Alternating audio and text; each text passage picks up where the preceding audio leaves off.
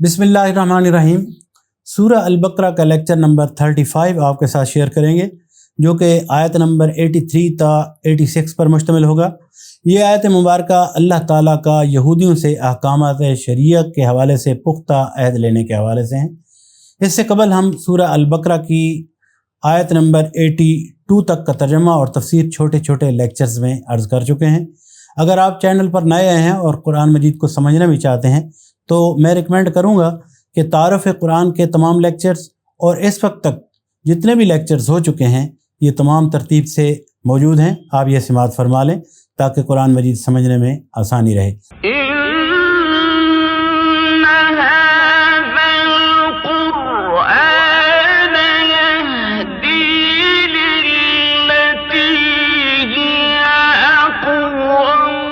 अब आइए आयत नंबर 83 की तरफ चलते हैं। बिस्मिल्लाहिर्रहमानिर्रहीम। वइज़ अख़ज़ना मीसाक़ बनी इसराईल ला तअबुदून इल्लल्लाह व बिल वालिदैनि इहसानन व ज़िल क़ुरबा वल यतामा वल मसाकीन वक़ूलू लिन्नासि हुस्नन व अक़ीमुस सलाता व आतुज़ ज़कात सुम्मा तवल्लैतुम इल्ला क़लीलन मिनकुम व अंतुम मुअरिज़ून। तर्जमा: याद करो इसराइल की औलाद से हमने पुख्ता अहद लिया था कि अल्लाह के सिवा किसी की इबादत न करना, माँ बाप के साथ, रिश्तेदारों के साथ, यतीमों और मिस्कीनों के साथ नेक सलूक करना, लोगों से भली बात कहना, नमाज कायम करना और ज़कात देना, मगर थोड़े आदमियों के सिवा तुम सब इस अहद से फिर गए और अब तक फिरे हुए हो। आयत नंबर 84 की तरफ चलेंगे।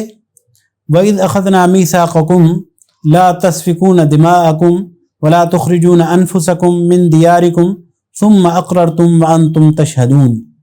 तर्जमा: फिर ज़रा याद करो, हमने तुमसे मजबूत अहद लिया था कि आपस में एक दूसरे का खून न बहाना और न एक दूसरे को घर से बेघर करना। तुमने इसका इकरार किया, तुम खुद इस पर गवाह हो। आयत नंबर 85 की तरफ चलेंगे। सुम्मा अंतुम हाउलाइ तक़्तुलून अनफुसकुम व तुख़रिजून फ़रीक़म मिनकुम मिन दियारिहिम तज़ाहरून अलैहिम बिल इस्मि वल उद्वान व इन यअतूकुम उसारा तुफ़ादूहुम व हुवा मुहर्रमुन अलैकुम इख़राजुहुम अफ़तुमिनून बिबअज़िल किताबि व तकफ़ुरून बिबअज़ फ़मा जज़ाउ मन यफ़अल ज़ालिका मिनकुम इल्ला ख़िज़्युन फ़िल हयातिद दुनिया व यौमल क़ियामति युरद्दून इला अशद्दिल अज़ाब वमल्लाहु बिग़ाफ़िलिन अम्मा तअमलून। इसका तर्जुमा करेंगे। मगर आज वही तुम हो कि अपने भाई बंधुओं को कत्ल करते हो, अपनी बरादरी के कुछ लोगों को घरों से निकाल देते हो, जुल्म और ज्यादती के साथ उनके खिलाफ जत्थेबंदियां करते हो, और जब वो लड़ाई में पकड़े हुए तुम्हारे पास आते हैं तो तुम उनकी रिहाई के लिए फिदिया का लेन देन करते हो, हालांकि इन्हें घरों से निकालना सिरे से ही तुम पर हराम था। तो क्या तुम किताब के एक हिस्से पर ईमान लाते हो और दूसरे हिस्से के साथ कुफ्र करते हो? फिर तुम में से जो लोग ऐसा करें उनकी सज़ा इसके सिवा और क्या है कि दुनिया की ज़िंदगी में ज़लील व ख्वार होकर रहें और आखिरत में शदीद तरीन अजाब की तरफ फेर दिए जाएं। अल्लाह इन हरकत से बेखबर नहीं है जो तुम कर रहे हो।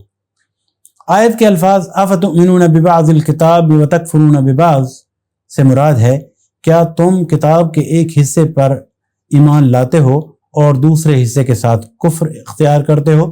यहाँ पर एक नुक्ता समझ लीजिए कि नबी सल्लल्लाहु अलैहि वसल्लम की आमद से पहले मदीने के अतराफ के यहूदी कबाइल ने अपने हमसाया अरब कबीलों औस और खज़रज से हलीफाना ताल्लुकात कायम कर रखे थे। जब एक अरब कबीला दूसरे कबीले से बरसरे जंग होता तो दोनों के हलीफ यहूदी कबीले अपने अपने हलीफ का साथ देते थे और एक दूसरे के मुकाबले में नबर्द आजमा हो जाते थे। ये फेल सरीह तौर पर किताबुल्लाह के खिलाफ था और वो जानते बूझते किताबुल्लाह की खिलाफ वर्जी कर रहे थे। मगर लड़ाई के बाद जब एक यहूदी कबीले के असीरान जंग दूसरे यहूदी कबीले के हाथ आते थे तो गालिब कबीला फिदिया लेकर इन्हें छोड़ता और मग़लूब कबीला फिदिया देकर इन्हें छुड़ाता था, और इस फिदिये के लेन देन को जायज़ ठहराने के लिए किताबुल्लाह से इस्तदलाल या दलील लेते थे। گویا وہ کتاب اللہ کی اس اجازت کو تو سر آنکھوں پر رکھتے تھے کہ اسیران جنگ کو فدیہ لے کر چھوڑا جائے، مگر اس حکم کو ٹھکرا دیتے تھے کہ آپس میں جنگ ہی نہ کی جائے۔ اب آیت نمبر 86 کی طرف چلیں گے۔ اولئک الذین اشتروا الحیاۃ الدنیا بالآخرۃ فلا یخفف عنہم العذاب ولا هم ینصرون۔ ترجمہ، یہ وہ لوگ ہیں جنہوں نے آخرت بیچ کر دنیا کی زندگی خرید لی ہے، لہذا ان کی سزا میں کوئی تخفیف ہوگی اور نہ ہی انہیں کہیں کوئی باہم مدد پہنچ سکے گی۔ الحمدللہ، لیکچر نمبر 35 مکمل ہوا، جس میں ہم نے آیت نمبر 83 سے 86 کا ترجمہ اور تفسیر کے حوالے سے اپنی گفتگو مکمل کی ہے۔